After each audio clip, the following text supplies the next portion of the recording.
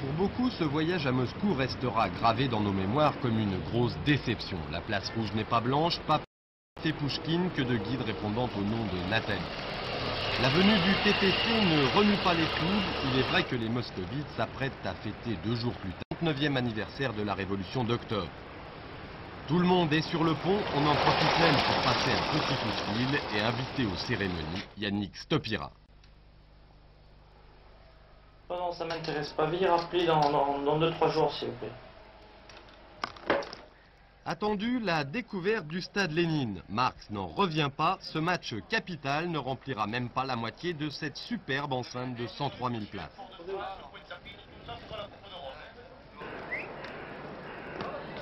Inattendu, le comportement des soviétiques. À moins de 5 minutes du coup d'envoi, un homme s'adresse aux spectateurs. Vous avez soit Rinat Dassayev, il demande simplement au public de soutenir le Spartak, des fois que celui-ci prenne tête et queue pour tout le monde. Désormais, le nom du syndrome qui consiste, comme lors du match France-Italie en Argentine, a marqué un but d'entrée de jeu.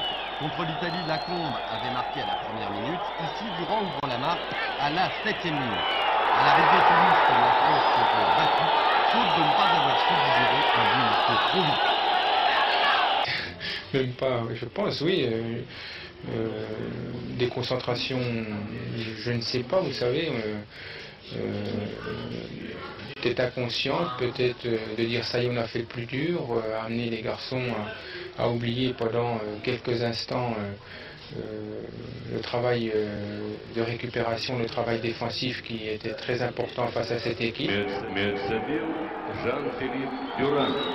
équipe du Spartak, qui doit désormais marquer 4 fois pour se qualifier, va parfaitement réagir en égalisant moins de 2 minutes plus tard.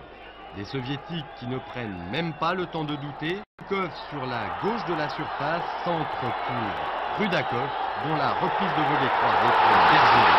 Un marquage hésitant, une erreur impardonnable que l'on mène 1-0 à l'extérieur. Si on voit le but un par un, je crois que c'est pas les buts qui sont assez bêtes qu'on a pris. Alors, on marque les buts et 2 minutes après, on prend les buts d'égalisateur. Alors là c'était comme un choc pour l'équipe.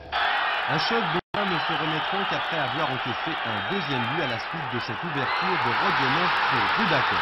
Rudakov qui semblait hors jeu, mais on va le voir sur un plan. Une nouvelle erreur de la défense toulousaine. Au moment de l'ouverture de Rodionov, tout le monde monte sur Desperou, tout en bas de l'écran, qui couvre Rudakov et Kivzati. Une grosse faute d'inattention. C'est sûr qu'on a été un peu déconcentré sur plusieurs actions. Et même à 2-1, je crois qu'on était peut-être un peu trop décontracté. On a eu beaucoup d'occasions de but. On aurait pu arriver à la mi-temps avec un score beaucoup plus favorable.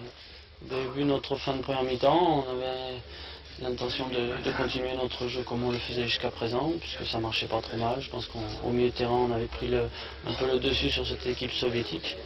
Malheureusement, la deuxième mi-temps a été tout à fait différente et pour nous, ça a été très dur.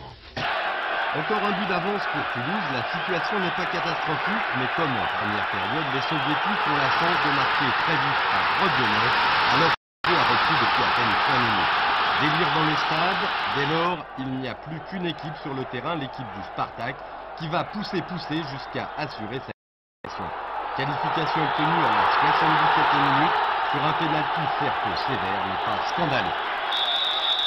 Pénalty transformé en Novikov. À 4-1, la cause est entendue. Le 5e but du Spartak de Moscou n'est plus qu'une péripétie. Il est inscrit à la toute dernière minute par Novikov. Il rend surtout l'addition un peu dure à digérer pour les Toulousains qui, mercredi soir, sont tombés de très haut. Et on a un peu rêvé, et puis bon, ce soir, je pense qu'on a réalisé, et puis on a vu la différence qu'il y avait entre une grande équipe européenne et puis une équipe moyenne. Amer, Philippe Bergerot l'est d'autant plus que, contrairement à ce qu'indique le score, Toulouse est passé bien près de la qualification. Il aurait peut-être suffi que Tarantini tente sa chance lorsqu'en fin de première période, le TFC, à la surprise générale, dominait le Spartak de Moscou. En Coupe d'Europe, des occasions comme celle offerte par Bélus à ça ne se rate pas. Toulouse en a fait l'amère expérience.